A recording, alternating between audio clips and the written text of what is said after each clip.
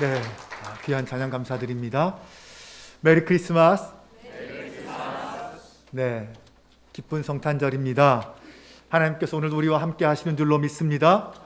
이 복되고 아름다운 기쁨의 소식이 이 시간 함께 예배드리는 모든 성도님들과 또 영상으로 예배드리고 계신 성도님들에게 흘러 넘쳐나시기를 주님의 이름으로 축원합니다. 크리스마스는 그리스도와 예배를 뜻하는 마스가 합쳐져서 된 말입니다. 크리스마스는 세상을 구원하시기 위해 이 땅에 오신 예수 그리스도를 경배하고 예배하는 날입니다. 예수님은 모든 사람들과 모든 피조물들을 구원하시기 위해서 이 땅에 오신 하나님의 아들이십니다.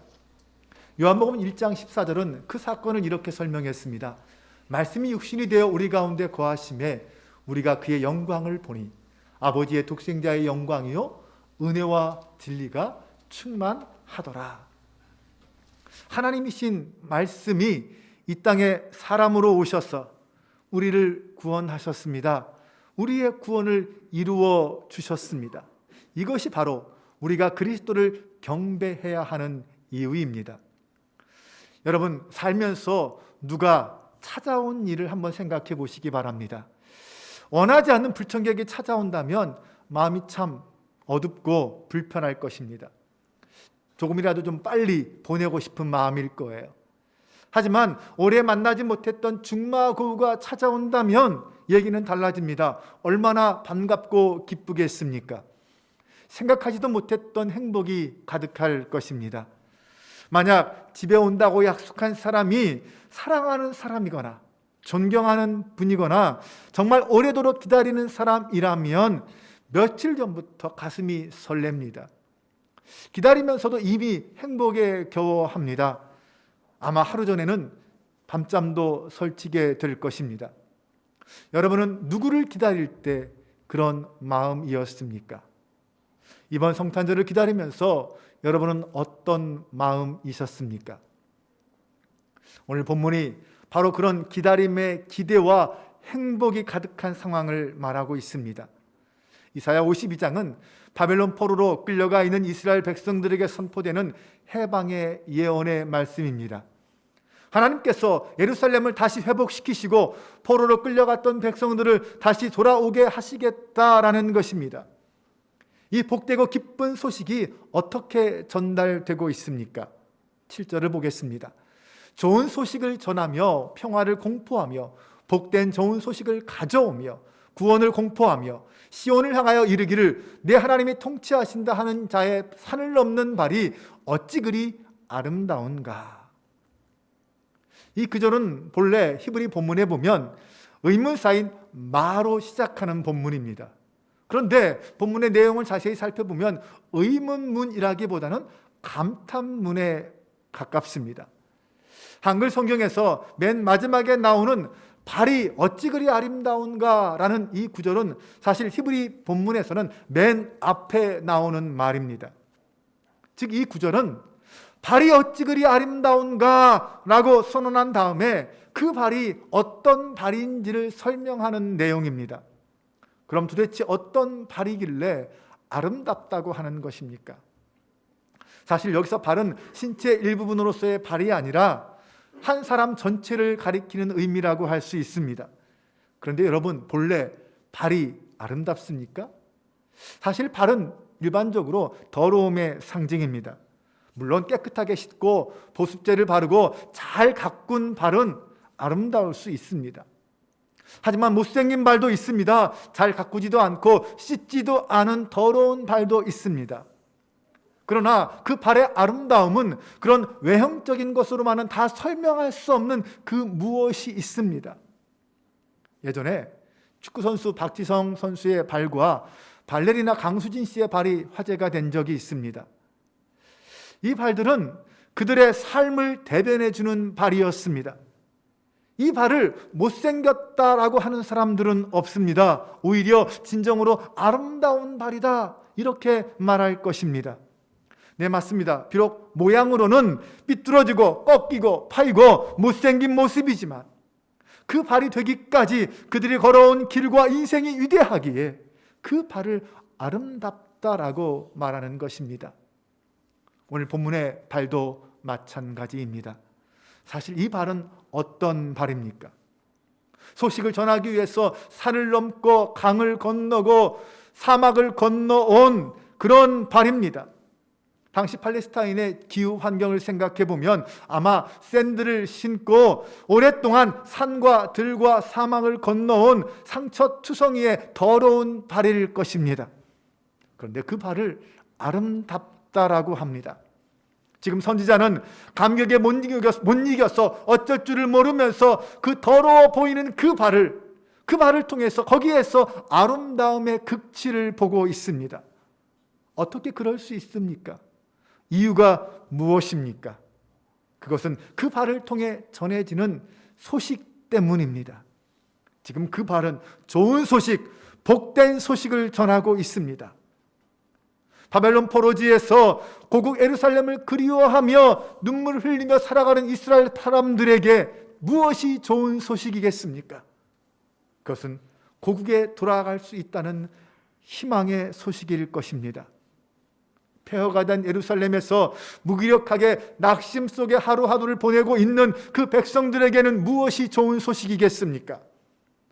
포로로 끌려갔던 백성들이 다시 돌아오고 예루살렘이 다시 건설되고 성전이 다시 지어진다는 소식이 좋은 소식 아니겠습니까?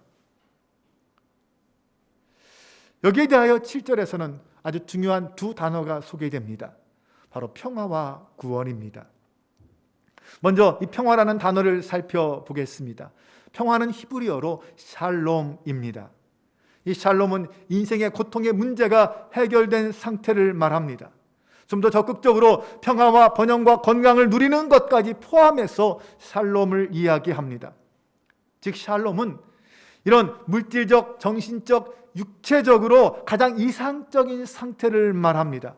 내가 바라고 원하는 것이 다 이루어져서 다 회복되고 성취되어서 평강을 누리는 상태를 샬롬이라고 말합니다.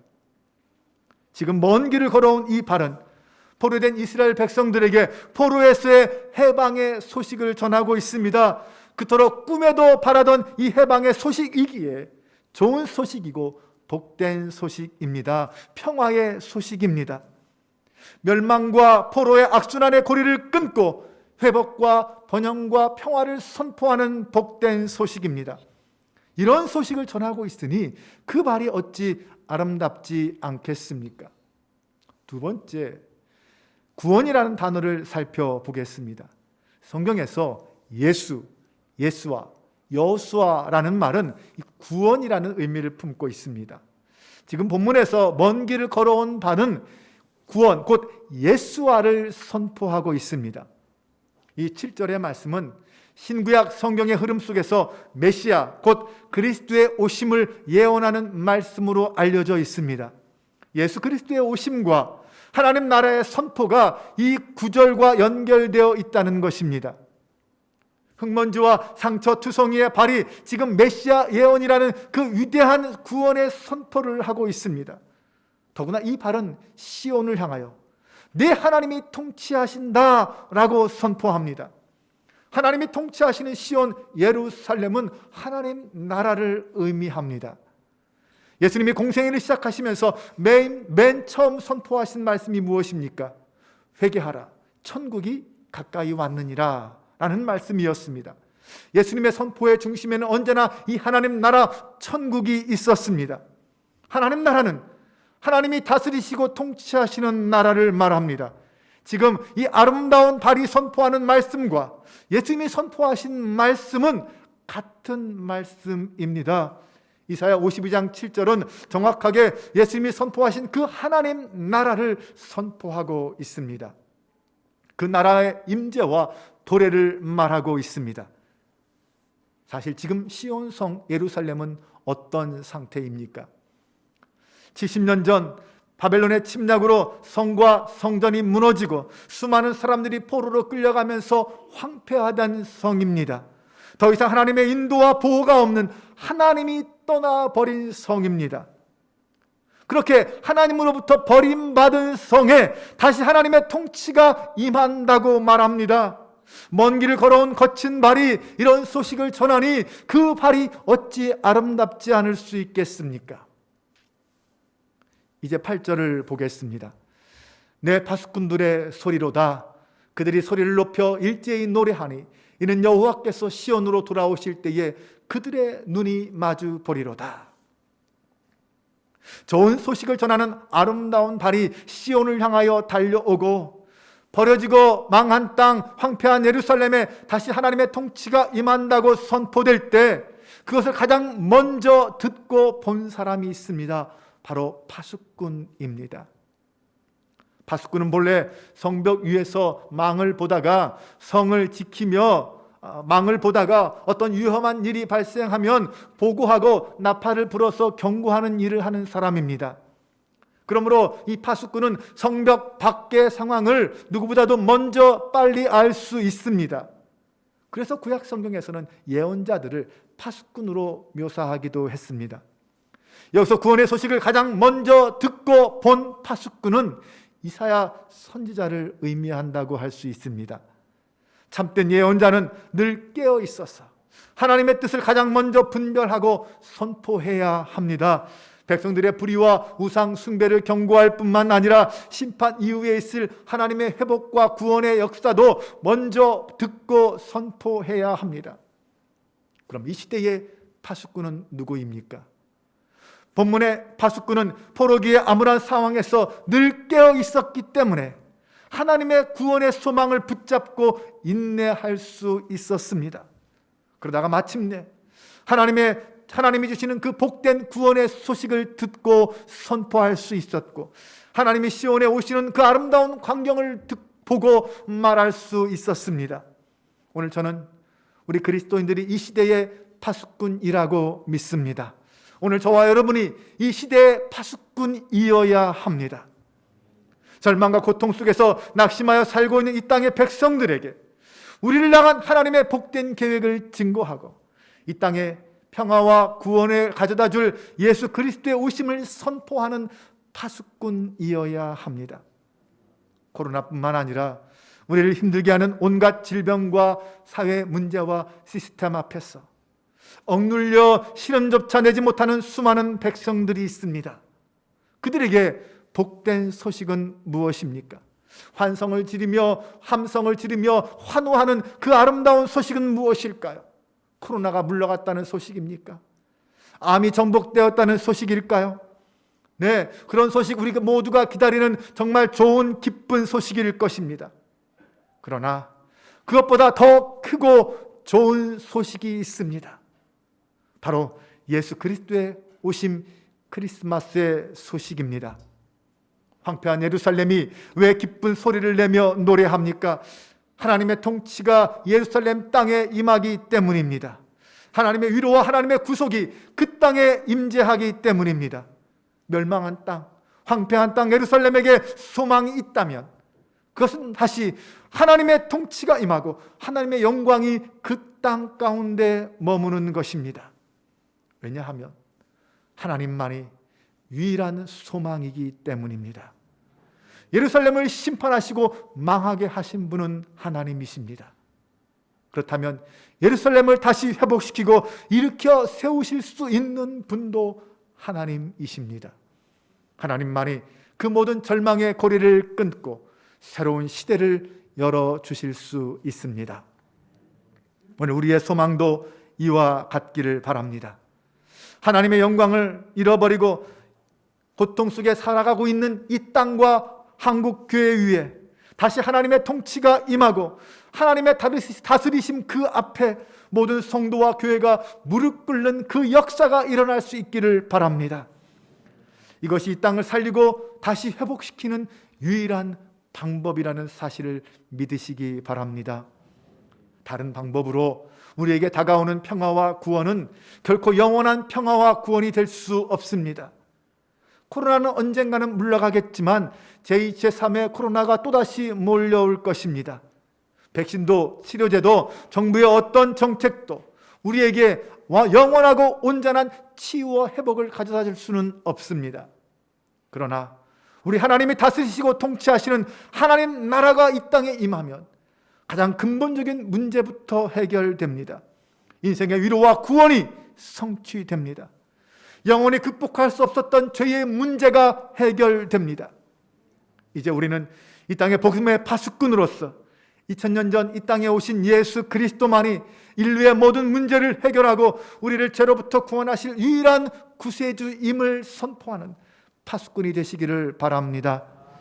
또한 이제 우리는 다시 오실 예수님을 기다리는 하나님 나라의 백성으로서 예수님이 인생의 진정한 위로자요 소망임을 증거해야 합니다. 예수 그리스도 안에서 이 땅에 임할 하나님 나라의 영광과 복된 소식을 온 세계에 전해야 합니다. 오늘 9절과 10절은 이렇게 말합니다. 너 예루살렘의 황폐한 곳들아 기쁜 소리를 내어 함께 노래할지어다. 이는 여호와께서 그의 백성을 위로하셨고 예루살렘을 구속하셨음이라. 여호와께서 열방의 목전에서 그의 거룩한 팔을 나타내셨으므로 땅 끝까지도 모두 우리 하나님의 구원을 보았도다. 아멘. 먼저 우리 믿는 자들의 입술에서 자유와 회복의 찬양의 소리가 흘러 넘치기를 바랍니다. 나아가서 우리의 믿음과 사랑과 소망을 통하여서 고통과 절망 속에 신음하는 이 땅의 백성들이 위로받기를 바랍니다. 그리스도의 십자가가 모든 사람을 위한 사랑과 구원의 십자가임이 증거되기를 바랍니다. 저는 하나님께서 먼저 우리 교회를 회복시켜 주시고 우리 성도들의 삶을 지키시고 보호하시며 승리케 하시는 그 놀라운 역사를 일으켜 주실 줄로 믿습니다. 그리고 그 하나님의 구원과 회복의 역사가 이 땅에 증거되고 이 땅의 모든 민족들이 그것을 보게 될 것입니다. 땅 끝까지도 하나님의 구원을 볼 수 있게 될 것입니다. 우리 하나님은 모든 민족이 지켜보는 앞에서, 이 땅의 모든 백성들이 지켜보는 앞에서 당신의 백성들을 사랑하시고 구원하여 주시고 회복시켜 주십니다. 이것이 오늘 우리가 이 땅에 보여주어야 할 모습입니다.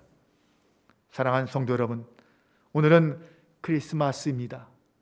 2000년 전 이 땅에 오셨던 예수 그리스도께서 흙먼지와 상처 투성이의 발을 가지고 성도들을 찾아다니셨습니다.